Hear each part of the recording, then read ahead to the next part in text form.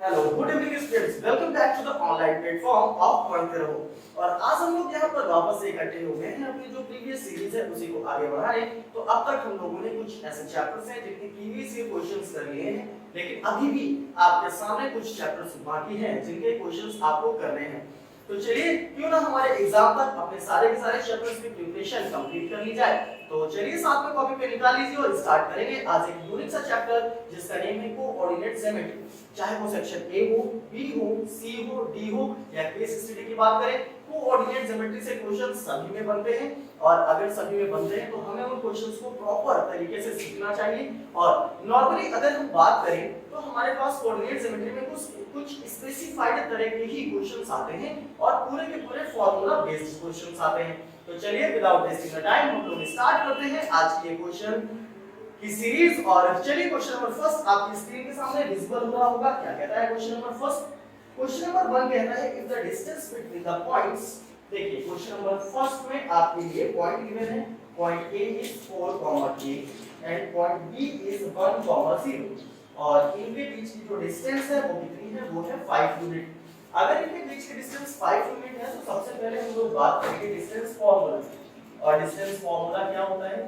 Distance formula अगर आपको किन्हीं भी 2 पॉइंट्स के बीच की डिस्टेंस फाइंड करनी है तो आपको फार्मूला अप्लाई करना होगा x1 x2 whole square plus y1 y2 whole square. और हम लोग यहाँ पर भी सेम फार्मूला अप्लाई करेंगे और हमारे पास वैल्यू मिलेगी 4 1 whole square plus k 0 whole square root is equals to 5। अब हम लोग यहाँ पर स्क्वायरिंग कराएंगे। 4 1 ये हो गया 3 स्क्वायर, k 0 ये हो गया k स्क्वायर, अंडर रूट लगाइए और ये अंडर रूट जब आप स्क्वायरिंग कराएंगे तो रूट हट जाएगा और यहाँ से 5 का स्क्वायर हो गया 25। 3 3 9 plus k square is equals to 25. The value of k square is equals to 25 minus 9 that is 16 and the value of k is plus minus 4। तो यहाँ पर आपको जो वेरिएबल k की वैल्यू मिलेगी स्टूडेंट्स वो positive 4 as well as negative 4 both आपको consider करनी होंगी, लेके चलनी होंगी। और अब हम लोग क्वेश्चन नंबर 7 की तरफ चलते हैं। कुछ ऐसे ही वेरिएबल के टर्म्स फाइंड करने के क्वेश्चंस आपको section A and section B में मिलेंगे, जहां पर आपको हो सकता है कि ऑप्शंस गिवन हो या फिर आपको विदाउट ऑप्शंस भी सॉल्व करने पड़ सकते हैं। तो चलिए अब हम लोग बात करते हैं सेकंड नंबर क्वेश्चन की। और अगर हम सेकंड नंबर क्वेश्चन की बात करेंगे तो सेकंड नंबर क्वेश्चन में हमारे पास है find the value of a for which mid point. ये जो p है a अपॉन 3, 2 ये मिड पॉइंट है किसका? It is mid point of points q and r and the coordinates of q and r q minus 5, 4 and r minus 1, 0. So you have to find the variable term a। अब यहाँ पर mid point है तो mid point का formula क्या होगा? Mid point के लिए हम लोग फॉर्मूला अप्लाई करते हैं x1 x2/2 plus y1 y2/2 y1 y2/2। तो अप्लाई करेंगे ये हो गया -5 -1/2 4 0/2 is equals to a/3, 2। अब आपको देखना है कि वेरिएबल टर्म कहां एग्जिस्ट कर रहा है। तो एब्सिसा में कर रहा है, ये रहा एब्सिसा का टर्म जहां पर a एग्जिस्ट करता है। तो आपको ऑर्डिनेट सॉल्व कराने की नीड नहीं है, केवल और केवल वेरिएबल टर्म एब्सिसा या ऑर्डिनेट में जहां पर भी हो आप उसी को सॉल्व कराइए। तो ये हो गया -6/2 a/3, ये हो गया आपके -3 a/3 and the value of a -9। जो a की वैल्यू मिलेगी वो कितनी मिलेगी? वो मिलेगी आपको -9। ये था सेकंड नंबर क्वेश्चन। और अब हम लोग चलते हैं नेक्स्ट क्वेश्चन, क्वेश्चन नंबर 3 की तरफ। चलिए अब हम लोग थर्ड नंबर क्वेश्चन की बात करेंगे। और थर्ड नंबर क्वेश्चन आपसे क्या कहता है? थर्ड नंबर क्वेश्चन आपसे कहता है if the coordinates of one end of the diameter of the circle are 2, 3। ये हो गया आपके लिए सेंटर 2, 3 और यहां पर आपको third number question one and, यहां पर सेंटर में वन एंड के जो कोऑर्डिनेट्स गिवन है 2, 3 and centre r -2, 5 find the other. मान लीजिए ये आपके पास डायमीटर AB है, मिड पॉइंट O है यानी सेंटर और B के कोऑर्डिनेट्स आपको फाइंड करने हैं। तो आपने लिटरली x, y। अब जो डायमीटर का मिड पॉइंट है वो क्या होगा? वो तो सेंटर होगा। अगर सेंटर होगा तो यहां पर आप क्या अप्लाई कर सकते हो? यहां पर आप अप्लाई कर सकते हो x + 2 y2, y + 3 y2 is equals to -2, 5। यहाँ पर अगर हम लोग बात करते हैं एब्सिसा की x + 2/2 is equals to -2, x + 2 is equals to -4, x is equals to -6। अगर हम यहाँ पर कोऑर्डिनेट की वैल्यू को सॉल्व कराएंगे तो ये हो जाएगा y + 3/2 is equals to 5, y + 3 is equals to 10 and the value of y is equals to 7। यहाँ पर आपके लिए x एंड y की वैल्यूज आपको मिल गई। जो y यानी कोऑर्डिनेट की वैल्यू है वो 7 और जो एब्सिसा की वैल्यू है वो -6 है। मतलब यहाँ पर आपके लिए जो पॉइंट B होगा वो -6,7 होगा। ये क्वेश्चन भी आपको क्लियर हो गया होगा। डियर स्टूडेंट्स, तो मूव करेंगे अपने नेक्स्ट क्वेश्चन, क्वेश्चन नंबर 4 की तरफ और देखेंगे क्या कहता है क्वेश्चन नंबर 4। क्वेश्चन नंबर 4 की तरफ मूव करेंगे। क्वेश्चन नंबर 4 आपसे कहता है the coordinates of the point P dividing the line segment joining the points A 1, 3। ये देखिए ये आपके लिए A हो गया 1, 3 एंड B 4, 6। ये हो गया B 4, 6 इन द रेशियो 2:1। यहाँ पर पॉइंट P है जो 2:1 के रेशियो में डिवाइड करता है and you have to find the coordinates of point P that are x, y। अब यहाँ पर आपको पॉइंट P के कोऑर्डिनेट्स अगर फाइंड करने हैं तो आपको क्या अप्लाई करना होगा? आपको अप्लाई करना होगा सेक्शन फार्मूला। और आइए सेक्शन फार्मूला पर एक बार नजर डालते हैं। सेक्शन फार्मूला सपोज करिए कि AB यहाँ पर कोई दो पॉइंट्स हैं जिनको मैच करते हैं और पॉइंट P है जो किसी फाइनाइट रेशियो m1 m2 में इनको क्या करता है? डिवाइड करता है। तो यहाँ पर अगर A की कोऑर्डिनेट्स x1 y1 B के x2 y2 लेट करने के बाद हम फार्मूला जनरेट करें तो क्या होगा? m1 x2 plus m2 x1 upon m1 plus m2 from m1 y2 plus m2 y1 upon m1 plus m2. This is the formula. Now place the values. m1 2, x2 4, 2:4 plus 1:3 upon 2 plus 1, comma 2:6 plus 1:3 upon 2 plus 1 is equals to x, y। और ये values आपको क्या करनी है? Find करनी है। चलिए solve कराते हैं। 4 2 जा 8 plus 3 1 जा 3, 2 plus 1 3, 6 2 जा 12, 3 1 जा 3, 2 plus 1 3, 8 plus 3 ये हो गया 12/3, 2 जा 8, ये 11/3, ये हो गया 11/3, ये हो गया 15/3।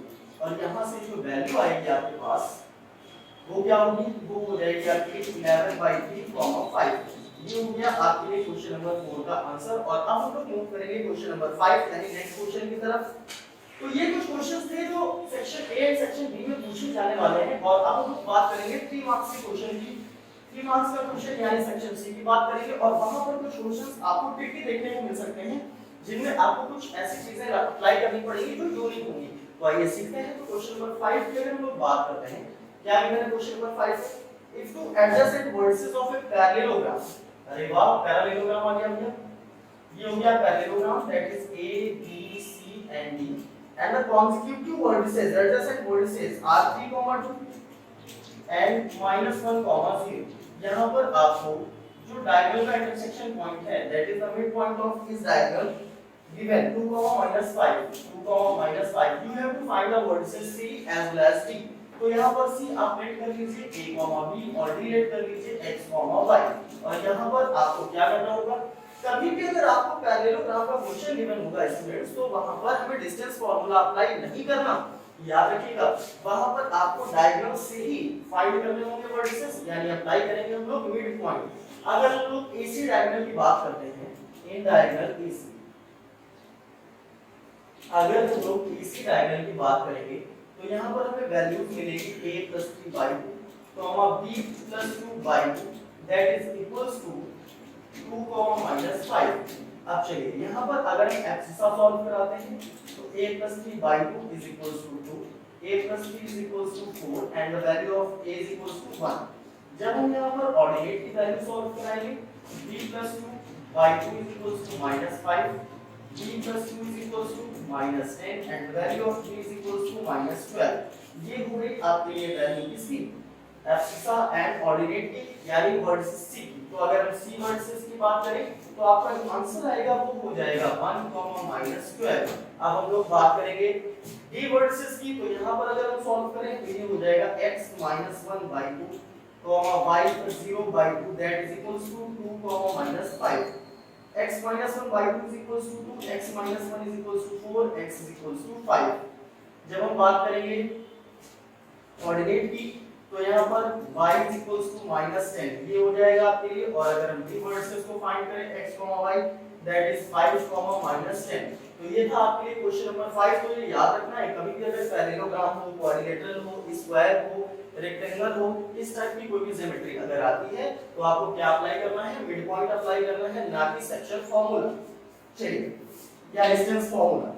चलिए अब हम लोग क्वेश्चन नंबर 6 फाइंड करेंगे। क्वेश्चन नंबर 6 क्या कहता है आपसे? क्वेश्चन नंबर 6 आपसे कहता है फाइंड द रेशियो। आपको रेशियो फाइंड करने का क्वेश्चन आ गया भैया, और ये क्वेश्चन सेक्शन सी या सेक्शन डी में भी पूछा जा सकता है आपके लिए। Find the ratio in the point -3, k divides the line segment। तो ये हो गया -3, k divides the line segment joining -5, 4 and -2, 3। ये हो गया आपके लिए पॉइंट ए, ये हो गया point B, A B line हो गई। पॉइंट बी इसे किस रेशियो में डिवाइड करेगा?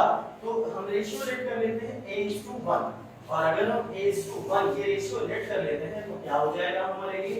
सेक्शन फार्मूला अप्लाई करिए, m1x2 that is -2 plus m2x1 ये हो गया -5 अपॉन a+1 m2y1 m1y2 ये हो गया 3 प्लस m2y1 ये हो गया 4 अपॉन a+1, और ये वैल्यू किसके इक्वल हो जाएगी? -3, k। अब अगर हम देखें वैल्यू कोऑर्डिनेट की, तो कोऑर्डिनेट की वैल्यू में हमें a and k two variables दिखाई दे रहे हैं। तो टू वेरिएबल्स में सॉल्यूशन नहीं मिलेगा, सिर्फ रिलेशन मिलेगा। तो इसलिए अब हम लोग सॉल्व करेंगे सिर्फ और सिर्फ एब्सिसा की वैल्यू। तो यहाँ पर अगर हम एब्सिसा की वैल्यू को सॉल्व करते हैं तो हमें क्या मिल जाएगा? हमें मिलेगा -2a -5 upon a+1 is equal to -3। और यहाँ पर हम a+1 को -3 से मल्टीप्लाई कराएंगे, -2a -5 is equal to -3a -3। Transpose करेंगे, a की वैल्यू मिलेगी अपने को 2, a की वैल्यू तो मिल गई। अब हम लोग ऑर्डिनेट की वैल्यू सॉल्व कराएंगे। जब हम ऑर्डिनेट की वैल्यू को साथ में लेंगे तो हमें क्या मिलेगा? 3a + 4 upon a+1 is equal to k। a की वैल्यू तो आप पहले ही 2 फाइंड कर चुके हो। चलिए प्लेस कर दीजिए, ये हो गया 3 × 2 + 4 upon 2 + 1 that is k। 3 × 2 = 6 + 4 by 2 + 1 3 is equals to k। 6 + 4 10/3 is the value of k।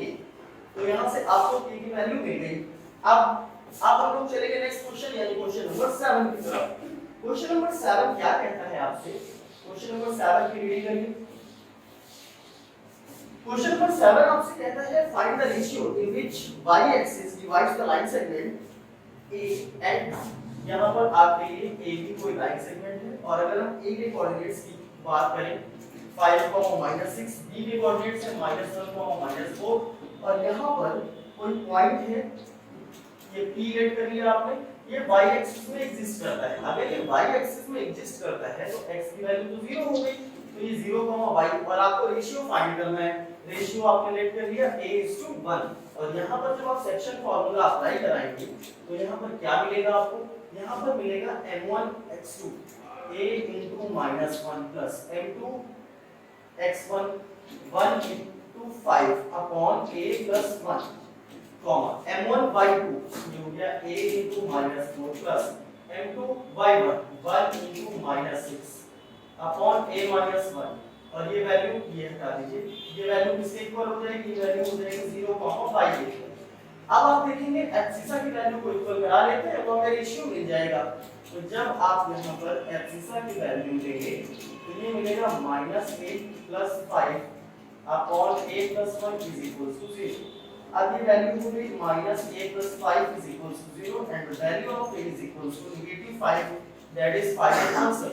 तो ये थे कुछ क्वेश्चन जो आपसे सेक्शन सी में पूछे जा सकते हैं। सो डियर स्टूडेंट्स, ऐसे ही और क्वेश्चन हमारे पास है कोऑर्डिनेट ज्योमेट्री के जो सेक्शन डी और ई में आपसे पूछे जाने वाले हैं। तो आज आपको जितने भी क्वेश्चंस कराए गए हैं उन सारे के सारे क्वेश्चंस का ईच टाइप 1 क्वेश्चन आपको आज देखने को मिला होगा। इनका रिवीजन करिए और यही क्वेश्चन आपसे ए बी सी सेक्शंस में पूछे जाएंगे। और मिलते हैं अपने नेक्स्ट धमाकेदार वीडियो में, उसमें भी हम आपको कुछ ऐसे इंपॉर्टेंट क्वेश्चन कराएंगे जो आपके एग्जाम में पूछे जाने वाले हैं।